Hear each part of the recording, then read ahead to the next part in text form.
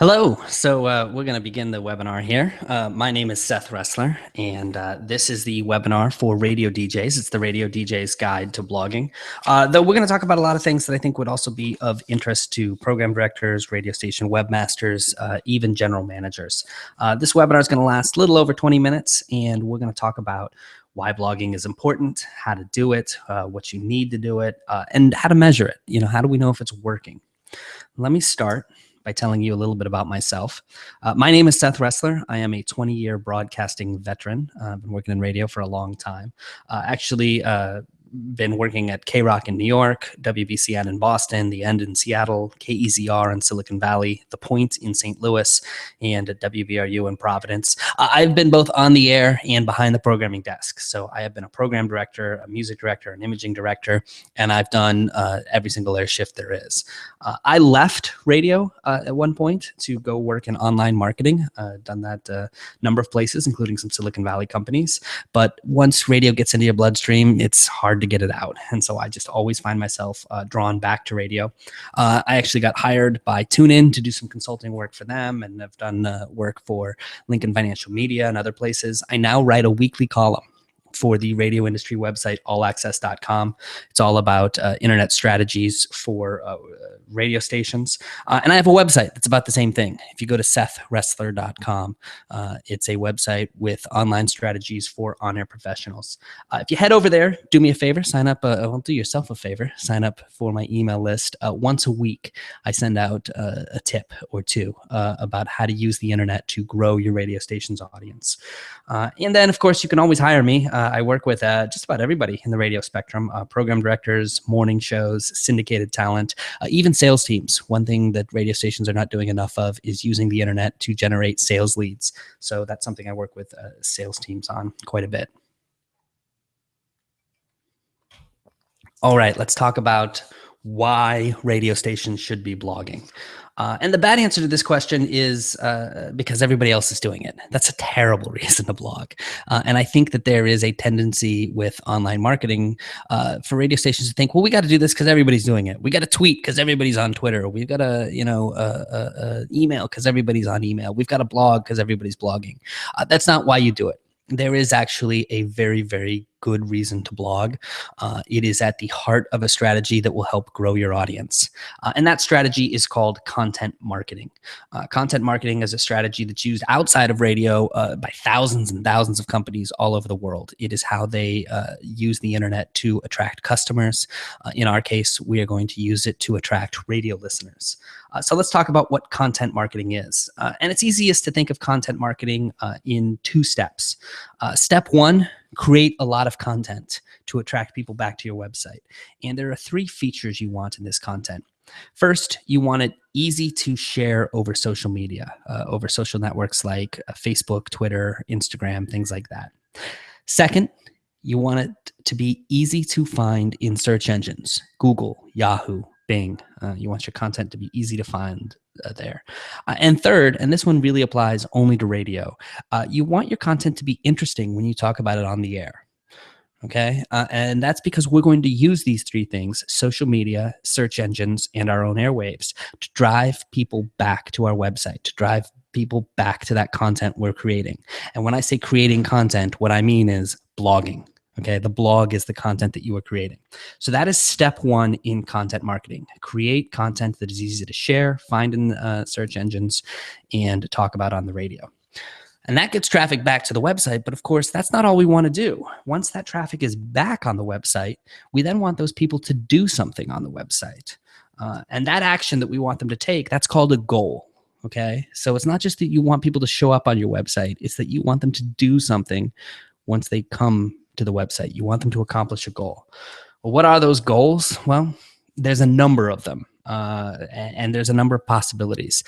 Maybe the goal is to have people sign up for the email list, or to click on an ad, or to buy tickets, or to buy station merchandise, or, and again, often overlooked, request advertising information, request some information about how to advertise on the radio station. And this is not an exhaustive list of all the website goals that your radio station might have.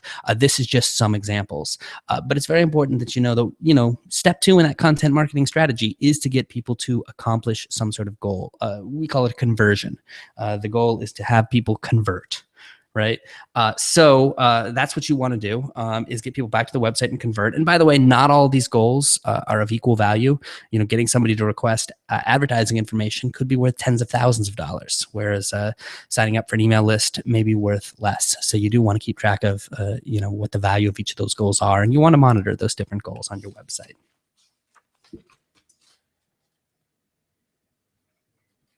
Let's talk about the blog.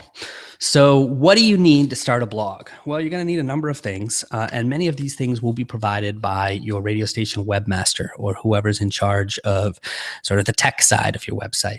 And the first thing you're going to need, of course, is a website. You're going to need a CMS website, which stands for Content Management System. What a content management system basically means is you need a website that is built to handle content. Right? Because this is a content marketing strategy. We're going to be creating a lot of content in that blog. And so you want a website that's designed with that in mind. Of all the platforms out there, the one that I recommend most highly is WordPress. And that is whether you are a standalone radio station or whether you're a big corporate entity. I'm a big fan of WordPress because it was designed with content in mind. It is very robust. Something like a quarter of all websites in the world are built on WordPress. There are other systems that'll work, even if you've got something that's built from scratch. You can use other systems, but WordPress is my favorite. Even if you have a website that is built in something that doesn't allow for content management, your webmaster could set up a subdomain. For example, blog.wkrp.com, and then put WordPress just on that subdomain so that you could have your blog there. So that's the first thing you're going to need. Now, this website, you're going to want it to be optimized for search engines. If you've ever heard the term search engine optimization or SEO, all that really means is easy to find in Google. And Yahoo and Bing and the other search engines. All right, you want something that's going to make your content easy to find. If you're using WordPress, there's a great plugin. Plugins are things that just add extra functionality to the core WordPress package. There's a great plugin called Yoast, Y-O-A-S-T, SEO. And that's what I use. And that makes it really, really easy for anybody, any author, to basically just see how their blog post is going to work in search engines like Google and Yahoo and Bing. The third thing you're going to need, social sharing buttons. We talked about not only making your content easy to find in search engines, but easy to share over social media. If you've ever gone to like the New York Times or the Huffington Post, you'll see those buttons at the beginning and end of an article that say, hey, share this article on Facebook and Twitter. You want buttons like that on your blog.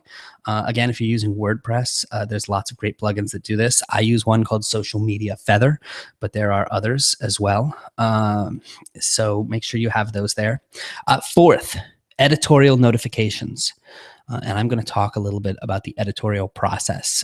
But basically, what we're talking about is it is a very good idea to have more than one person look at your blog posts before you post them online to check for spelling and punctuation and maybe even voice some other things. We're going to talk a little bit about the editorial process. But what editorial notifications do is they automatically email the different people who are involved in that editorial process to let them know that a piece of content, a blog post, is ready for them. So after you write it, an email will automatically go out to the editor that says, hey, editor, there's something here for you to check. You can, of course, write those emails by hand. But if you're doing, once your blog starts to grow, when you're publishing a lot of posts, that becomes unwieldy. And so I'm a big fan of using some plugins or some functionality to automatically send out that post and let everybody in the process know what's going on. For my blog, I use Post Status Notifier. It's a premium plugin. You can buy it through Code Canyon. It's, I think, $20 or so. And I'll explain a little bit more what it does down the road. The fifth thing we're going to need is content calendar. This is the one thing that is not going to come from your radio station webmaster. A content calendar is basically just a spreadsheet. And it is a document that tells everybody what's going on and who's doing what.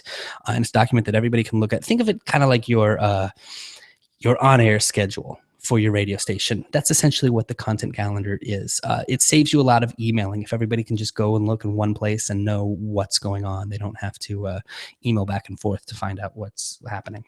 And the final thing that you will need your webmaster to put this in, is Google Analytics. We want to measure what's going on with the blog. We want to know what's working. We want to know what's not working. Google Analytics will tell us. It is essentially Nielsen or Arbitron for your website. And so what your webmaster needs to do is go get some Google Analytics code, just paste it into the header of your website, and then Google will be able to track everything that happens on your website, and you will be able to look at that information and find out what's going on. So these are all the tools that you will need before you begin with your blog. Let's talk a little bit more about the editorial process. And before you sit down to write your radio station's blog, you should really think about the editorial process. Give it some thought. How do you want this to work? If you plan this editorial process out from the beginning, your chances of success with your blog will go up greatly. And so there are some questions that you should ask yourself, starting with who's writing? Who's going to write this blog? I recommend that all the jocks, maybe even part-timers, maybe even your people in your promotion department or your music director or so on and so forth should all be contributing to the blog. But you need to make that call. How often are they writing?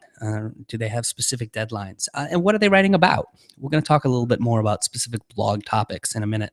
But, who's actually creating this content? I mean, really think about that. Number two, who's editing? Who is editing? I highly recommend that you have a second pair of eyes look at every blog post before it goes live. And the other question is, what are they editing for? I mean, obviously, spelling and punctuation, but is there a consistent voice that needs to come through on your blog? Maybe you want to have some editorial guidelines that say, we don't say anything disparaging about the artists we play, for example. So if a jock writes a blog post that, really rags on Justin Bieber and you play Justin Bieber, maybe, your editor is looking for things like that and changing things like that. Okay, also, who's publishing? And what I mean when I say publish is who's actually taking this blog post and saying, yep, that's ready to go live. Here you go. The public can see it now. This may be a different person than your editor. It may be the same person as your editor. One way to do it, for example, might be to have a blog post written by a jock, and then it goes over to the webmaster for editing, and then the webmaster, after doing the edits, sends it over to the program director to actually publish it and send it live. Maybe the webmaster does the editing and publishes it and sends it live, but you need to think about that. And of course, when you've got different people in the process, you need to coordinate them all. So how are you going to coordinate all of this? One of the things I love about WordPress and why it's such a great content management system is because blog posts can have different statuses. By default, WordPress comes with a draft, a pending review, a published, and a scheduled status, right? So, for example, the jock can, sit down, start to write a blog post. Maybe they don't finish today. They want to come back and they finish it tomorrow, so they save it as a draft. Log in tomorrow, finish the post, and then they save it as pending review. That means it's ready for the webmaster to look at. And so the webmaster now, reviews the post and makes some edits and then decides either, okay, it's ready to go live now, we're going to publish it. Or maybe they're going to say, let's schedule this to be published tomorrow at 10 a.m. And so they schedule it to be published. What's great about the Post Status Notifier plugin that I mentioned earlier is that it will automatically send emails at different stages. So, for example, you can set it up so that an email is automatically sent when a jock saves a post as pending review. An email will automatically go to webmaster@wkrp.com that says, hey, there's a new post that's ready for you to edit. Go ahead. Here's the link. Here's what you need to do. Very convenient. You could also set up an email so that when a post is now published, an email automatically goes to program director at wkrp.com. Hey, there's a new blog post that's been published. It's now live on the site, right? So the program director always knows what's going on and can keep track of those types of things. So that's why that editorial notifications functionality is very important to the blog. Helps you coordinate everything. Let's talk about the content calendar. This is the document I mentioned earlier. It's essentially a spreadsheet. There's actually a template at SethRessler.com, where you can download this content calendar as an Excel file, though I recommend you use it. You upload it to Google Docs and use it as a Google spreadsheet. It's far more effective as a Google spreadsheet. The basic difference is with a Google spreadsheet, everybody's always looking at the same version because it's in the cloud. You don't have to worry about different versions and email back and forth. Oh, this is version 1.72. This is version 1.75. But you can download this off the website. I will provide the link a little bit later so that you can go get it. But this is a document that anybody can look at and see what's going on with the blog. Like I said, this is kind of like your on-air schedule for your jocks, right? And this is a tab. I have one tab for every week. So each week I create a new tab and just copy and paste the header row over to the new tab and put the new dates in. But let's walk through the different columns here. On the left, you've obviously got the date. Day is day of the week.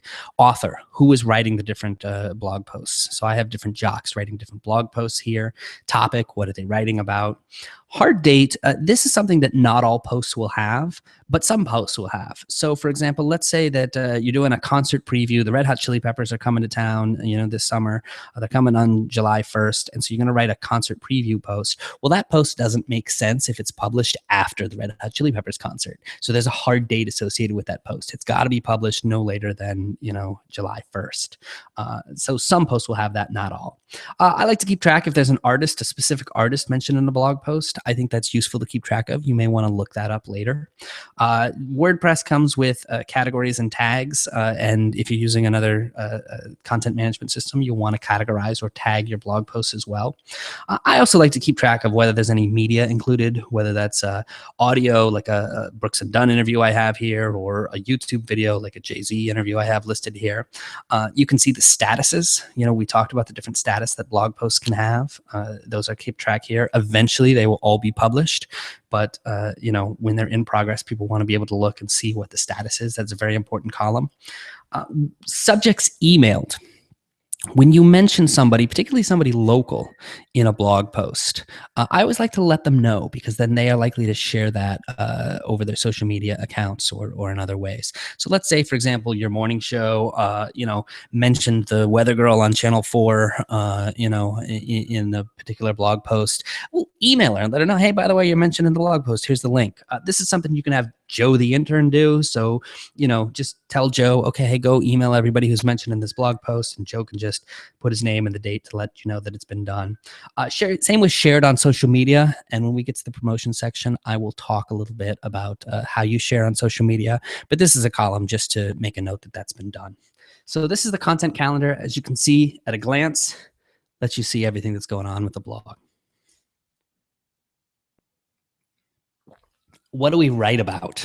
Boy, there's nothing worse than sitting down in front of your computer knowing that you've got to write a blog post and not knowing what to write about, just staring at a blank screen.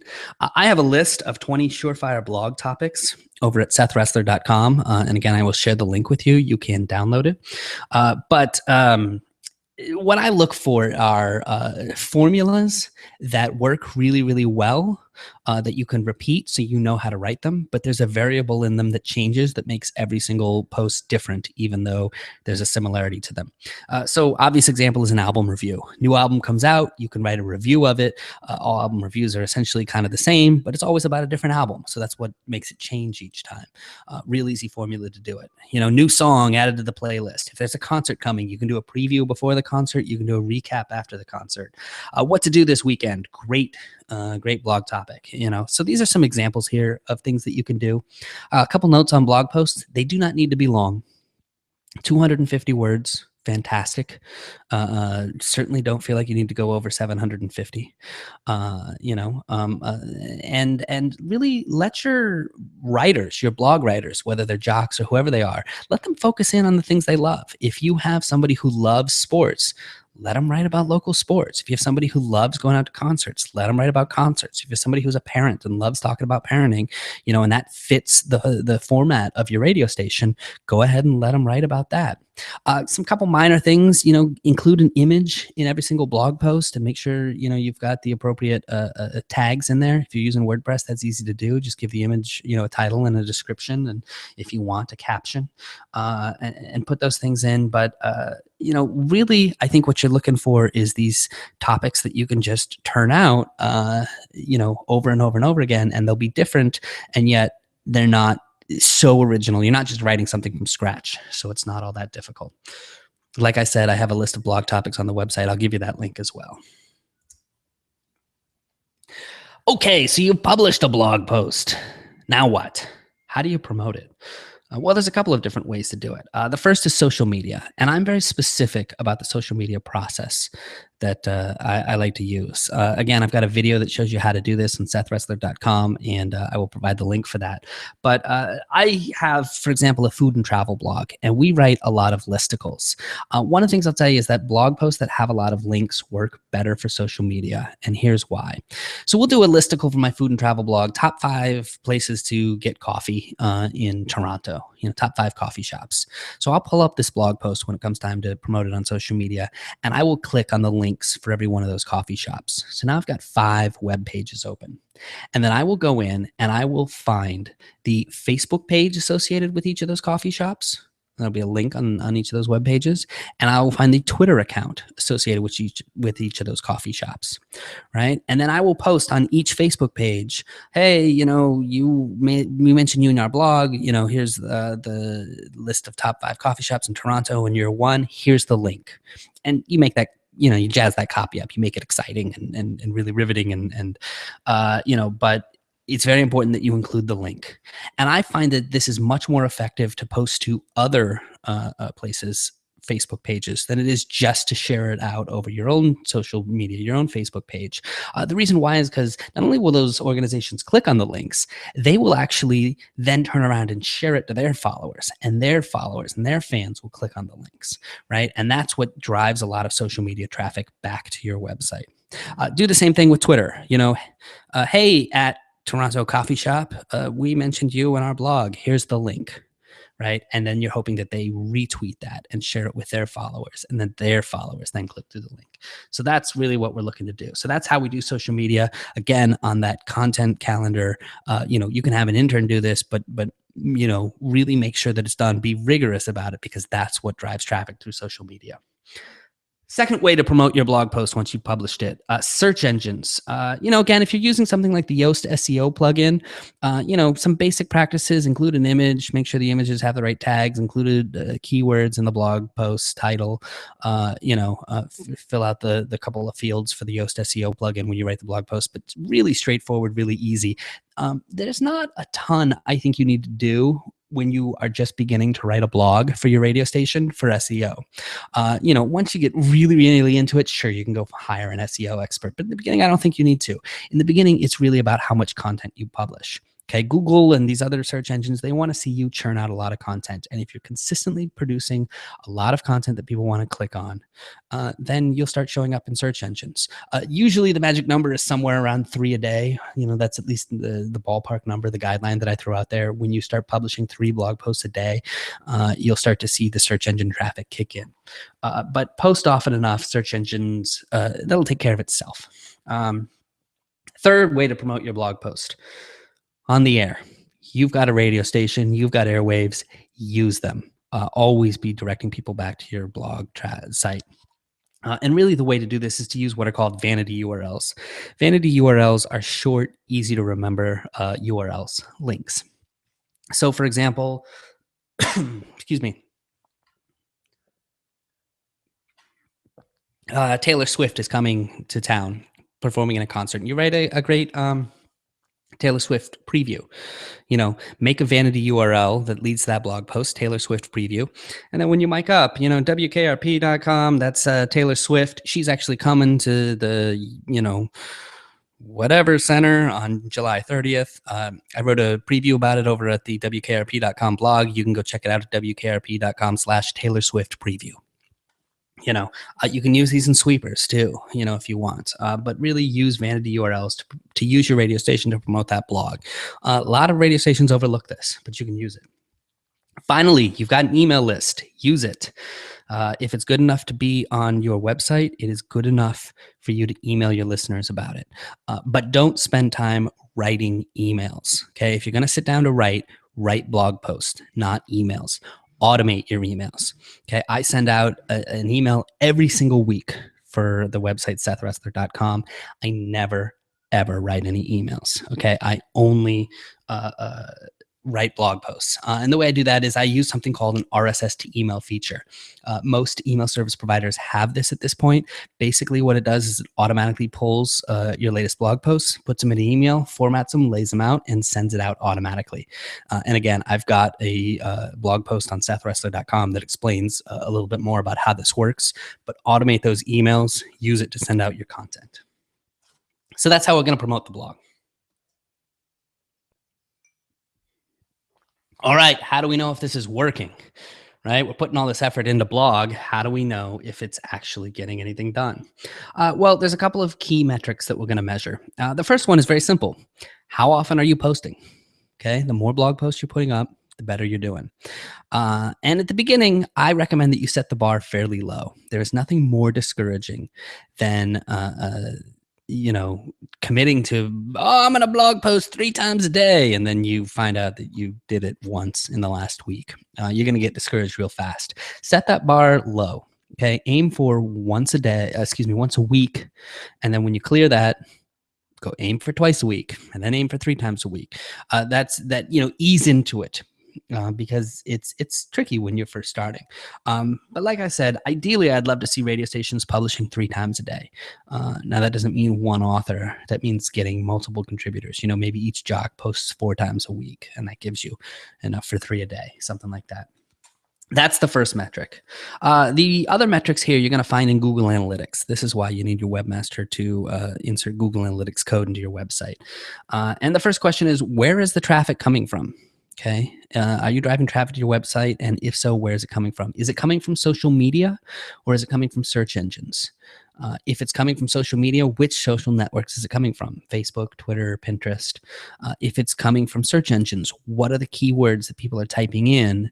What are people searching for that is leading them to your content? Keep track of that. You're going to see another type of traffic if you're a radio station. That is direct traffic. That means people type the URL directly into their address bar, whether it's WKRP.com or whether it's WKRP.com/Taylor Swift preview. That's going to be direct traffic. But you want to know where your traffic is coming from. You also want to know, which blog topics are getting the most traffic. What is generating interest? What is driving people back to your website? And over time, you're going to start to see patterns. Just like your music department sits down and has a music meeting once a week, I highly recommend that everybody who's involved in your website sit down once a week and review the Google Analytics stats, kind of like a music meeting, to figure out, what's working on the website. And you may find, look, concert previews, they do really, really well. We should write more of them. Album reviews, nobody reads them. We should write less of them. Maybe anything that has, Taylor Swift in it does really, really well. We need to write more blog posts about Taylor Swift, whatever it is. But you're going to start to see trends, and you want to start to know what those trends are and recognize them so that you can create more content that, fits in with that. And that's going to drive more people to your website. Finally, you've got to look at conversion rate. Remember, there's 2 steps to content marketing. First, get people back to your website. But second, you want them to convert. You want them to take that action. You want them to accomplish the goal that you set out, whether that's sign up for your email list or click on an ad or whatever it is. You want to know, when people come to your site for your blog, how many of them are doing that. And that's not just a reflection of the blog quality. It's also, there's other factors that determine your conversion rate, but you want to pay attention to that. So you can see how blogging fits in, and it's really the central component to a content marketing strategy. It is really all about driving people to your website, attracting people to your website, and then converting them once they get there. I think a blog is really, really important because it's at the center of that. No blog, no content, the rest of the strategy falls apart. It's not the only component in the strategy, but it is the first component in the strategy. You really need to be blogging. I mentioned a number of links in this webinar. Here they are, and I will email this out to everybody who attended the webinar as well, so that you can click on them. Like I said, please head over to sethressler.com, where you can find a lot more topics like this, and you can find especially that content calendar template. That's very useful, and those blog topics, those will get you up and running with a blog right away. So please check it out, and I just want to thank everybody who attended today's webinar. Thank you for coming. Again, my name is Seth Ressler. What I do is provide online strategies for on-air professionals, webinars like this, and consulting as well. And if there's anything I can help you with, feel free to reach out and email me. You can email me through the website at sethressler.com. Thank you.